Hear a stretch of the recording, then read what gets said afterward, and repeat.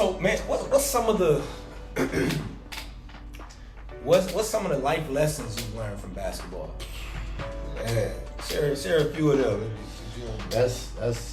that's huge, man. I mean, when you talk about basketball and having the love for the love and the passion for the game, you put in more than most people. Mm-hmm. So when you put in more, what's the next step? You get out more.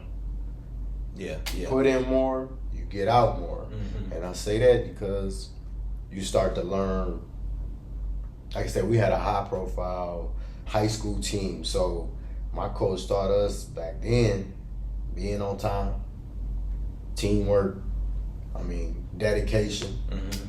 sacrifice. Mm-hmm. I mean, you sacrificing a lot. You know, you asking a 16, 17, 18-year-old, you know what I mean, to give up all their fun, give up a little bit of family time, give up some friend time, mm-hmm. give up some girlfriend time, and you learn that all that stuff was important. Those are some of the things you had to sacrifice to be great, to be greater as an individual and as a team. Mm-hmm. So, wow. Yeah, man, being on time, you like I say, you don't be on time, you late for practice, you might lose your starting spot. Wow. So now you start to really compare basketball to a job. Mm-hmm. You ain't on time, okay. You losing your spot in basketball. But guess what? You might lose your spot at work. You continue to be late, you might get kicked off the team. Wow. Oh, let's take it to work. You keep being late, you gonna get fired. So I mean, being on time was a necessity, man. Yeah. A necessity. And then you learn to work with teammates. You learn to work with teammates. And we talked about sacrifice. I thought I could average 25, 30 points. Yeah. But we're gonna cut that in half because I got other guys that can average 25, 30 points. Yeah. You know what I mean? Yeah. So now instead of averaging 25 and 1 assist, I'm gonna average 15, 16 and 4 or 5 assists. Yeah. And that itself though, it became great for me. It made playing the game a lot more fun because everybody's around you's enjoying it. Yeah. So that was huge for me, man. And so when you talk about that a little bit, it makes a difference who your coach is and the coaching staff, the culture of the team. Yep. Like all that make a difference. And you know, like shout out to Keith Guy too because he's still doing it. He's still doing like I know he got a system. You know what I mean? Oh yeah. And cause he coached y'all. What years? Cause I think y'all had your first year on varsity. You had a different coach. Yep. But then Keith, did he come here in that second year? Yep. And a lot of people. So Bird Chapman was there my sophomore year, and then Keith Guy was his assistant that year, and then Bird got a Division I coaching job. Yeah. And then Keith Guy took over at Muskegon Heights, and a lot of people. I said a lot of people. If we had the Keith Guy now, we'd have 2 championships. Mm. You know what I'm saying? He's got that because experience. he developed as a coach. Yeah. He got the experience. And y'all had the talent too. I mean, not saying they don't got the talent now, but we had the talent. Man, we had the chemistry. Yeah. I think our team had more of a chemistry than any other team I've been on. Mm-hmm. I mean, we was all brothers and we treated each other like brothers. So, But going back to Keith, man, great coach, man, and like I said though, he was young. Mm-hmm. It's just like having a freshman on a college basketball team. Mm-hmm. You still got stuff to learn.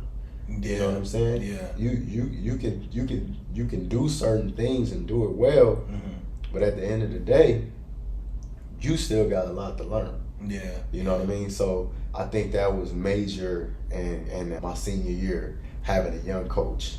But like I said, he kept at it, man. He's still doing it, and he's doing it at a high level now, man. So shout out to Keith, man, and everything he's doing for the kids and the community. Yeah, and I talked to him recently, and like, he, it's when you said, this, the things that y'all learn, I know like he want these kids to go to college too. You know what I mean? And that's a great thing.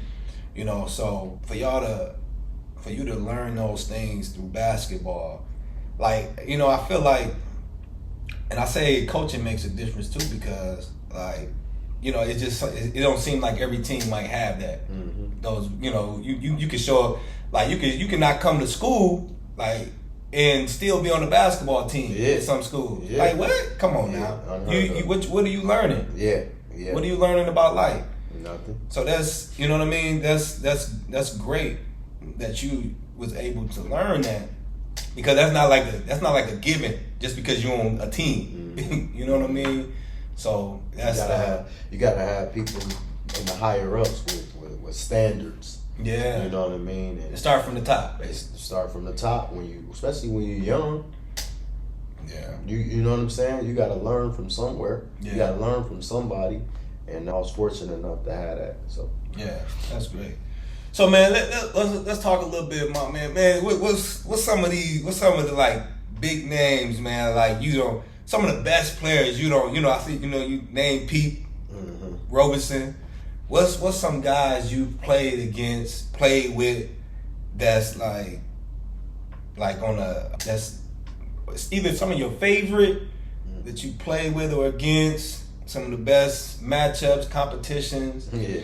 Y'all just had a good time, or like let's talk about that a little bit. Like some of those guys, girls. I think I'm gonna have to start with being in Florida. I talked about it a little bit earlier on my AAU trip.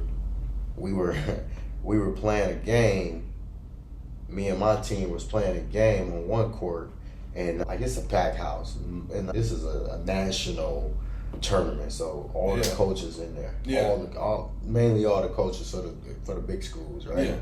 We playing a game on our court, and I see a team warming up on like 2 courts past us. Everybody that was watching our game got up. Everybody went to this one court. Okay. What's going on? Now our game was about to end, so I get up, and who is it? Lou Williams. Oh, okay. Lou Williams, NBA 6th Man of the Year multiple times, man. Certified professional bucket getter. Yeah, for sure. Yeah, and I'm sitting here watching this cat in warm-ups, man, and you can tell he different. Yeah. You know what I mean? He different. He taking off from the free throw line, doing 360s, man, just looking good. You know what I mean? And so we sat there and watched him play for a while, man, and he probably had an easy 40. Yeah. You know, I mean, effortless. Another guy I played against that a lot of people might not know, his name Dominique James. He was a point guard at Marquette back in 06 or somewhere in there. Yeah. 06, 07. Played against him, man. The cat was easily about 6'1", could jump out the gym, could shoot it, had the handle like me. He was a lot bigger and stronger. Yeah. And you could just tell some of those guys physically was ready for college. He was one of them. Watched Rondo played against Wilson Chandler. Shout out to Wilson, man. He right here from Michigan. Yeah. Benton Harbor, Michigan. He was real good, man. 6'7", 6'8", wing player. Yeah. Definitely made it to the league and actually had a pretty good career. I mean, he started for Denver Nuggets for like 2 years. Yeah. Who else we saying? Got a chance to see Lou Aldine. Played for the Bulls. Yup. Played against Torrey Jackson. We all know Torrey Jackson from Saginaw, man. He went Big D1, Notre Dame. Yeah. Dar Tucker.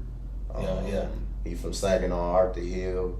Yeah, man. I think did he go to DePaul? He went to DePaul for a minute. Okay. Yup. Played at DePaul.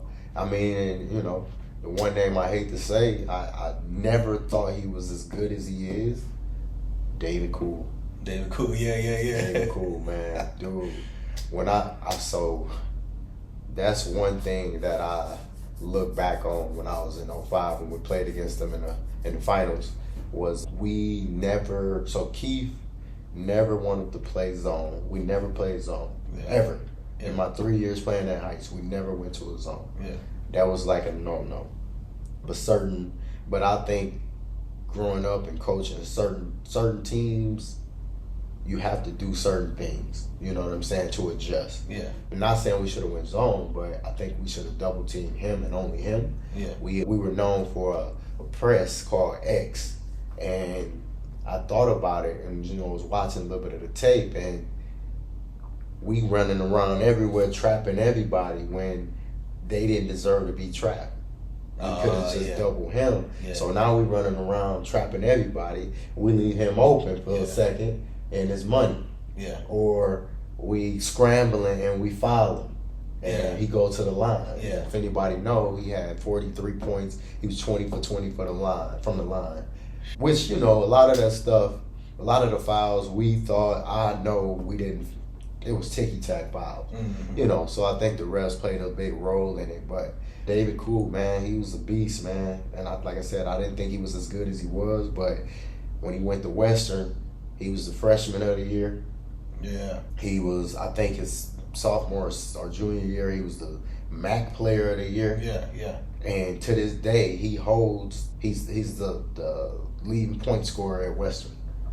Wow. Yeah. Wow. Yeah. So when you think about those type of accolades, man, and it's just you doing something right. Yeah. Doing something right. Now, it might not be the fancy way that us brothers do it. Yeah. But he get it done at a high clip. And he get to the line or what? Yeah, you know what I mean? Or coming on screens and natural footwork, getting into his shot quicker than we do. Or, you know what I'm saying? So playing the pick and roll, however he did it, man, he did it. So, yeah, man, he was probably one of the best players we played against. Yeah, wow. Okay. Yeah. Man, that's quite the list of players, man. I don't know if you played against Jay Rich. Nope, I ain't get a chance to play against Jay Rich, but I hear a few stories about him because I think Muskegon used to play them. Yeah. And it was before my time. Yeah. So a couple guys like Tony Terrell, Monte Collins, man, they got a few stories about Jay Rich. Yeah. How he did them dirty. So, Yeah. Yeah, okay. But yeah, Jay Rich was from Saginaw as well, man. Yeah. From my stomping grounds earlier in my career. Yeah. So, man, that's what's up, man. What are some of the skills, values that a basketball player needs? Like, even like starting young. Like, maybe we could say, what high school? What skills and values do they need if they want to keep going in basketball? Well, what should they learn? First and foremost, man, you gotta have a love for the game, because it's at a certain point it gets hard. So like I stated earlier, you got to sacrifice some stuff. So when you start sacrificing, you gotta have a sense of focus. You gotta have a sense of focus and willingness. You gotta be willing to do what's necessary to be better than the next person. Because like I said earlier, there's millions of people that want your same spot. I think footwork plays a big part in development in high school. Yeah. That was one thing when I was training my son that we started out on. And it's funny because I look back at him and while he's playing now and say, that's why he does what he does. It ain't because he's a little more talented than a lot of these kids. It's because his footwork. Yeah. And I sit there and I watch it. I was like, man, I'm glad we worked on that. Yeah. And I look back on when I was in high school and I see my footwork wasn't that good. Yeah. It wasn't that good. So, and a lot of kids, you know, they just look strictly at the handles and the hops. Yeah. But when you have the footwork, man, it takes you to another level. Yeah. And you can see that in some of the guys, even on the NBA level. Yeah. The guys with the best footwork are usually the best players. I mean, and I can name 10 of them. Yeah. Jordan had impeccable footwork. Kobe, Kawhi Leonard, LeBron. Hakeem Olajuwon, LeBron, even Shaq, Yeah. Embiid. Yeah, man, it's big, man. Curry, Kyrie, all those guys got impeccable footwork, and you can tell. I mean, because it takes them to that next level of greatness. But I mean, to go back on your question, man, I think it's big to have the love for the game. You gotta want to play, not your dad or your mom gotta be pushing you. You can't be getting pushed to play and want to play. It has to be in your heart, and it has to be what you want to do. Yeah. I mean, that's first and foremost. Yeah. And then you gotta have the focus, the focus and the willingness, and then the footwork. I mean, those are 3 or 4 things right there, man, that'll separate any player. Yeah. Because if you want to play, you're gonna put in the work. Yeah. Period. Yeah. So. Yeah, that makes sense. So, I want to ask this question, man. Have you ever devalued your gift? Yeah, I think I have, man. It got to a point, man, where life was hard. I think I talked about this earlier when I was saying I had to take my son to and from practice and school. Yeah. And I'm telling you, man, it got rough. You know what I mean? And you start to think you can't do it. You can't do it alone. Yeah. But I had people in my corner, man. Shout out to my Aunt Keisha and Lamont, man. Like, I used to wake them up at 6 a.m. before I went to school, and they dead sleep. And she ready to watch my son for me, man. So on those days where I couldn't find nobody else to do it, like they was there. Yeah. You know what I mean? So shout out to them, man, big time.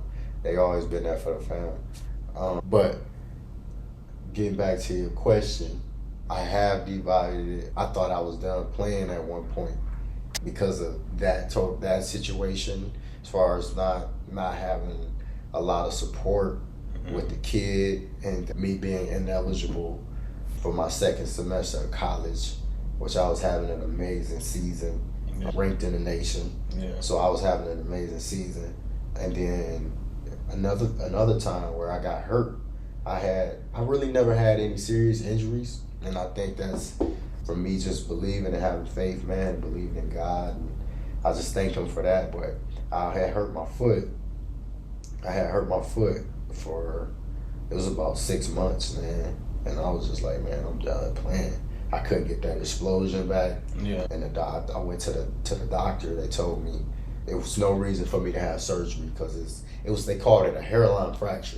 Said it's not a big enough injury to have surgery, but you'll have to like really sit on it for about 6 months and let it heal. Oh yeah. And I couldn't do it. Yeah. I couldn't do it. I was like, every time it felt better and good enough to play, I was out there. Yeah. You know, whether it was me sitting down for 3 weeks or a month, it wasn't 6 months. Wow. So it never really actually healed. And I just actually, man, to be honest, kept praying about it. And one week, it just stopped hurting. Wow. Yup, it just stopped hurting, man. And ever since then, I apologize to myself, man, about thinking that about basketball, because like I said, it was my gift, and it felt like I needed to apologize about that. You know? Right. So, but yeah, other than that, man, it's wow. Yeah, I think those were the 2 times where I felt like I just didn't want to play no more. I think a lot of people go through it. Yeah. But if you love the game, you'll get back to it. Yeah. Wow. That's what's up. So man, what you got any?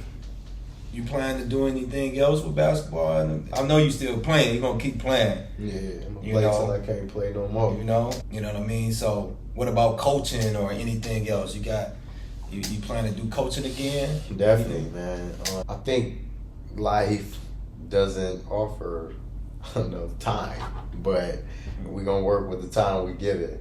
And I just say that because you gotta work, you got kids that's traveling and aiding you to play basketball. Then you got your family outside of basketball, your life outside of basketball that you gotta feed. You know what I mean? So I just gotta find a time, man, where I can do that, where I can get back into coaching, because that's definitely what I want to do. Yeah, it's actually taken over as my passion, just teaching kids, man. And I thought about getting into training and stuff like that. So that's definitely gonna happen in the future, especially knowing Father Time undefeated. I can't play till I'm 80. Yeah, right. So, but I can coach and teach kids and in other ways. So that's definitely in my future, man, to get back into that. Okay, cool.